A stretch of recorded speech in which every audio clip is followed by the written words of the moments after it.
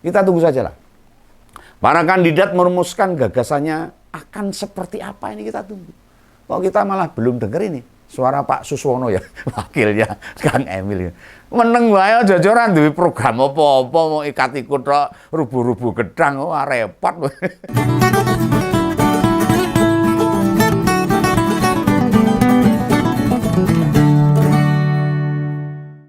Kembali bersama Ngompol Ngopini Politik dengan Om Begawan. Sebelum saya ngupas tentang sesuatu, akan sampaikan pesan indah dari Paus Fransiskus. Sungai tidak minum air mereka sendiri. Pohon tidak memakan buahnya sendiri. Matahari tidak bersinar untuk dirinya sendiri. Dan bunga tidak menyebarkan keharumannya untuk dirinya sendiri. Hidup untuk orang lain adalah aturan alam. Kita semua dilahirkan berempati peduli untuk dapat saling membantu. Hidup itu baik ketika kita bahagia. Tetapi jauh lebih baik ketika kita dapat membahagiakan orang lain. Mari kita semua ingat bahwa setiap perubahan warna daun itu indah, dan setiap situasi kehidupan yang berubah bermakna. Keduanya membutuhkan penglihatan yang cermat dan jelas. Jadi jangan mengomel atau mengeluh. Marilah kita mengingat bahwa nyeri adalah tanda bahwa kita hidup. Masalah adalah tanda bahwa kita kuat. Dan doa adalah tanda kita tidak sendirian. Jika kita dapat mengakui kebenaran ini dan mengkondisikan hati dan pikiran kita, hidup kita akan lebih bermakna, berbeda, dan berharga. Oke, ini pesan yang sangat indah dari Sri Paus yang datang ke Indonesia. Sekarang kita mau bahas ini tentang masalah perpolitikan di Indonesia seperti channel yang saya bawakan, Ngopini Politik. Yang ngompoler pasti masih ingat toh. Dulu program OC di Jakarta yang diusung Bang Anies sama Bang Sandi di tahun 2017 lalu. Dan hasilnya hingga tahun ini, hingga Pak Anies rampung dan jadi calon presiden, nggak berdampak signifikan. Nah, cek saja di berbagai pemberitaan. Wes jelas model gituan potensinya gagal total. Bubruk kalau orang dagang. Nah, sekarang mau diulang oleh calon gubernur dari Kim Plus Plus, Bang Ridwan Kamil. Punya ide tiru-tiru, padahal wis bluk kok mau ditiru. Iso bluk-bluk nanti. Lah OC itu intinya tentang kewirausahaan. One kecamatan, one center of entrepreneurship. Ya. Sedangkan yang mau dibenahi Kang Emil itu tentang ruang terbukanya atau penataan wilayahnya. Ya apa iso. Wong wingi wis bubruk, diangkat meneh malah rusak. Bong-bong. Lah sebelum ngebahas gagasan Cagup dari Kim Plus Plus itu, kita mesti ngerti beneran ini. Apa sih yang sebenarnya dibutuhkan rakyat Jakarta DKI sana? Ide satu kecamatan, satu arsitek ini belum pernah loh terlontar sebelumnya. Problem utama Jakarta itu yo macet karo banjir. Malah dikai mobil curhat di sini Ustadz sama psikolog. Hubungannya ngendi? Ya bisa saja sih arsitek yang diterjunkan di tiap kecamatan sekaligus penata wilayah. Wilayah ditonton kebanjiran macet ya ora berguna. Ditata untuk mengurangi banjir dan macet sekaligus itu bagus. Nah, pertanyaannya nih, apakah tepat menempatkan arsitek? Bukankah lebih tepat menempatkan sarjana PWK, perencanaan wilayah kota? Selokan-selokan dibersihkan, tidak buang sampah sembarangan, masyarakat diberi pemahaman untuk bersih, untuk tata cara pengelolaan wilayah. Benora semrawut, tapi tentu sarjana-sarjana perencanaan wilayah ini harus dikoordinasikan oleh Bapeda dan Dinas Tata Ruang, sehingga gambaran besarnya tentang penataan Jakarta bisa sesuai dengan rencana kota. Orang melaku dewe-dewe, Mlaku dhewe-dhewe ora ngerti dalane tabrakan. Kecelakaan. Lah kata Kang Emil ini, penempatan arsitek di tiap kecamatan untuk membantu penanganan wilayah kumuh. Wah, jika tujuannya itu beda meneh, beda. Dan tidak semua wilayah Jakarta itu terdapat kawasan kumuh loh. Sing kumuh ya pinggir kali aja. Atau di pantai itu kumuh. Tengah kota resik. Enggak ada yang kumuh. Ya misalnya di Jakarta Pusat, kan wis jarang di daerah itu ditemukan kawasan kumuh. Ya sudah tertata karena memang banyak orang-orang kaya di situ. Oh, coba bantaran sungai, Ciliwung, bau pantai, bleketek nyamuk oke. Nyamuk sak jempol-jempol. Kalau di Jakarta sekali gigit merentul. Nah, penyediaan arsitek ini tidak akan menjawab persoalan yang ada di Jakarta. Kawasan kumuh itu seringkali terkait tempat tinggal penduduk. Sementara bila mesti mengatur tempat tinggal, bukan hanya perlu biaya saja, melainkan tempat baru bagi warga sementara. Tempat tinggalnya dipugar, muyak ruwet gitu. Nah, gagasan satu kecamatan satu arsitek, ya plek ini.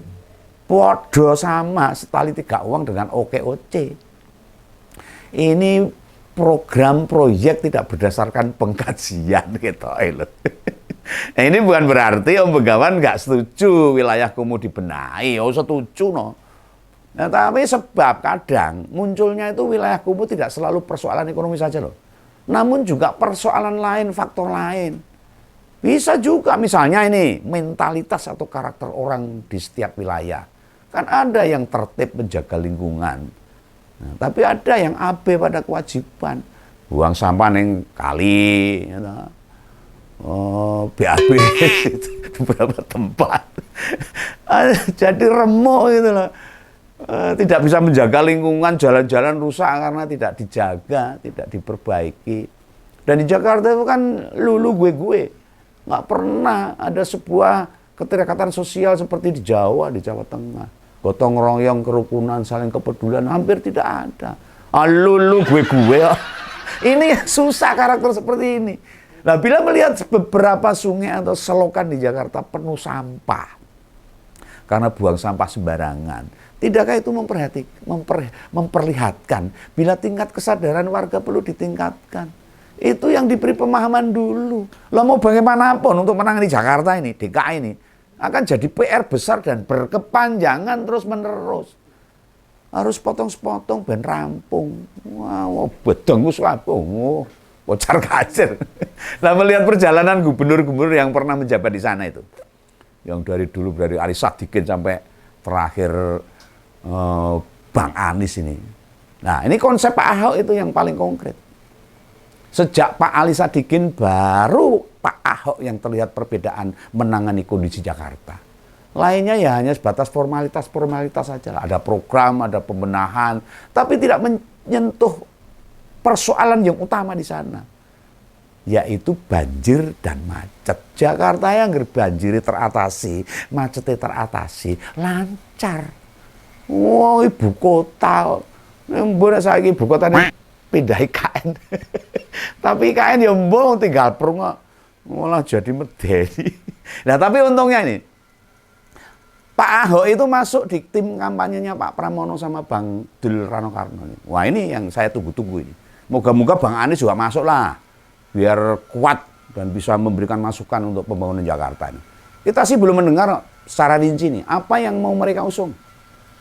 Pasangan Mas Pram dan Bung Dul sama RK sedang silaturahmi ke mantan-mantan gubernur DKI, rebutan. Ketemu Bang Yos, ketemu Bang siapa lagi itu? Ya Bang Anies tentunya. Nah, sepertinya kedua calon dari PDIP itu pengen merangkum proses perjalanan kota Jakarta dengan bertemu para mantan-mantan gubernur yang masih sugeng. Sugeng bukan nama orang loh. Sugeng itu masih hidup, masih sehat. Oh ya, tadi tak sebut nama RK Ridwan Kamil. Itu maksudnya Pak Rano Karno. Singkatan Rano Karno juga RK, tapi bukan Ridwan Kamil loh. Yang satunya kita sebut aja lah, kalau Ridwan Kamil itu RK Pelangi itu ya. Kalau RK Rano Karno itu RK merah itu, biar gampang gitu. Nah, lah 13 partai pendukung mereka yang dukung Ridwan Kamil itu kan macam-macam, jadi ya RK Pelangi. Ngeroyok sama RK merah itu, Rano Karno merah itu. Nah, Om Begawan juga ingat ini.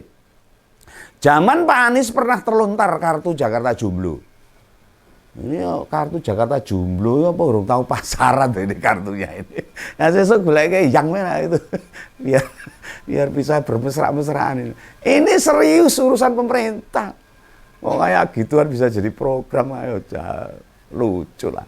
Yang nyeleneh di Pak RK yo ada ini, yang RK Pelangi ini. Katanya mau bikin mobil curhat. Lah apa ini gak mirip sama kartu Jakarta Jomblo? Ya mobil curhat isinya ustadz sama psikolog yang diceramai sopo dalam situasi banjir macet ceramai mumpet no. Substansi mobil curhat kan gak hanya dengerin orang berkeluh kesah, tapi siapkah pemerintah Provinsi DKI menindaklanjuti? Yang juga harus dipikirkan ini, mobil curhat ini mobil curhat, curhatan hati. Ini apa ya, memenuhi standar. Misalnya berhenti di kantor kecamatan, lalu luasan mobil paling ya seberapa lah.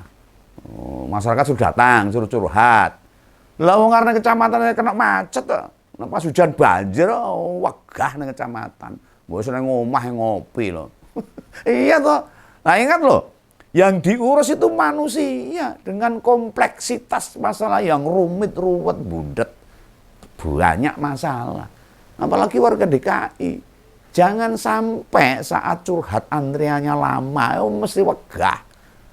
Di sana itu waktu adalah uang. Malah digedor-gedor. Karena antriannya banyak lah bubar. Bikin emosi nanti. Yang lagi curhat di dalam mobil. Jadi curhatnya mau masalah sepele karena emosi jadi ngombro-ngombro. Tahu ngombro-ngombro. Buat kemana-mana. Bisa berantem itu nanti. Kan runyam kalau seperti itu. Nah, ide ini unik ini ide ini. Layak dijual. Tapi apa sudah dipikirkan bagaimana mengimplementasikannya? Ngecake neng lapangannya piye caranya? Usulan itu bukan malah mengusili rakyat. Mengusili tahu, mengganggu rakyat malah nih. Ini benar-benar menyelesaikan apa yang dikeluhkan oleh rakyat. Walah, ya empo. Masa mobil curhat hanya sebatas menampung, toh. Tidak bisa menyelesaikan masalah. Kalah karo pegadaian, menyelesaikan masalah tanpa masalah. Lah iya toh. Nah ini kembali tentang gagasan. Gagasannya Pak Ahok. Nah, Pak Ahok ini sebenarnya masih concern loh sama DKI. Iya masih sangat peduli sama DKI ini. Dalam beberapa podcastnya, beliau menyampaikan ide-ide cerdas yang bisa mengubah Jakarta, termasuk mengatasi banjir dan macet. Ya lihat aja ini, ngompors yang suka dengerin podcast Pak BTP ini, Mas Ahok, Bung Ahok, pasti tahu maksudnya. Karepe apa mesti jelas. Ya jelas posisi Pak Pram sama RK Merah itu diuntungkan dengan podcast-podcastnya Bung Ahok ini. Dengan program-program yang sangat jitu. Ya memang benar. Kubu lawan itu ditopang banyak partai. 13 partai ini. Angka sial. 13 angka sial. Tapi tentang gagasan yang mau berhenti di situ saja. Among program formalitas toh. Ya paling hilang ditelan waktu aja. Nah, bila disandingkan jauh lebih konkret siapa nanti programnya, apa nanti programnya. Lebih konkret Pak Ahok. Siapa sih yang masih ragu dengan kejeniusan kepemimpinan Pak Ahok? Kurang gimana membangun Jakarta? Ketika jadi wakilnya Pak Jokowi setengah periode melanjutkan dan Jakarta berubah dengan begitu signifikan. Nah, kelemahannya Pak Ahok memang soal komunikasinya aja yang jedar-jedar marah, tapi marah dengan dasar. Nek marah nek dasarnya wong edan itu. Dia itu marah dengan profesional, marah nek dasarnya. Dan harus marah. Nek orang marah orang rampung. Tapi bila kita mengenal beliau secara dekat, itu demi kebaikan sebenarnya. karakternya Pak Ahok, marahnya Pak Ahok, nesung-nesungnya Pak Ahok gitu. Ya itu model kepemimpinannya Pak Ahok seperti itu. Yang benar-benar menyediakan banyak layanan buat rakyat. Woi, itu Pak Ahok itu sulit tertandingi. Betul, ibarat sambat apapun dalam waktu 24 jam, wes langsung itu. Yang terkait fasilitas umum loh. Gak nunggu besok, langsung dikerjakan. Jam berapapun ada petugas yang datang, lalu menangani masalah dilaporkan. Langsung. Lah kayak gitu kok dibandingkan dengan ide satu kecamatan, satu arsitektur. Oh isone mung gambar tok, nyekel cetok ra iso paling. Lah kata Pak RK Pelangi, Ridwan Kamil dengan 13 partai bermacam-macam warna ini. Ditempatkannya arsitek di tiap kecamatan itu. Tidak sekedar mengurangi kawasan kumuh katanya, namun juga membuka ruang terbuka hijau baru. Oh, memangnya mudah buka ruang terbuka hijau di Jakarta. Lah orang Monas dibabati. Lah Bakul atau PKL saja sanduna lah berkabrek apa diusir. Menata atau membuat ruang terbuka hijau baru itu harus menggeser, ya toh, mengatur, mengalihkan lagi, menggusur para pedagang kecil yang justru mereka yang harus kita pikirkan. Iya no, para pedagang kecil, para pedagang kaki lima itu, ini yang harus dipikirkan. Kawasan Jakarta yang terbatas, mau cilik itu loh, tidak memudahkan menata ruang.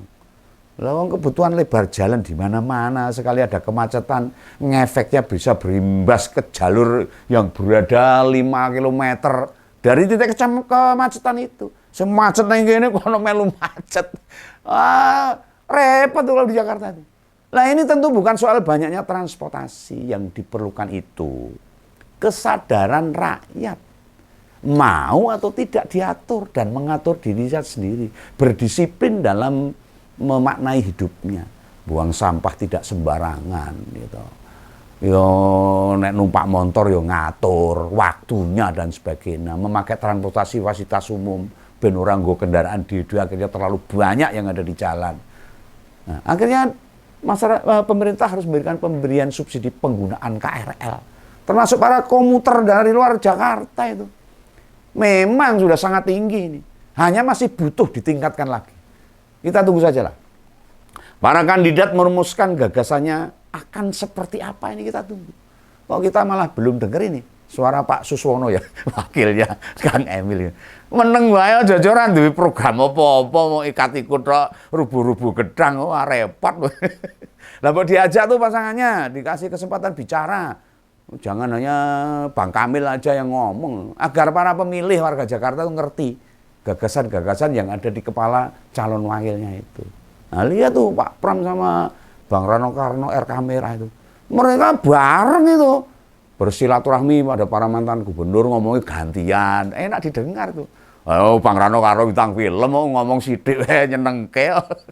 Nah banyak sih yang meragukan Pak Pramono waktu itu. Ya itu wajar saja.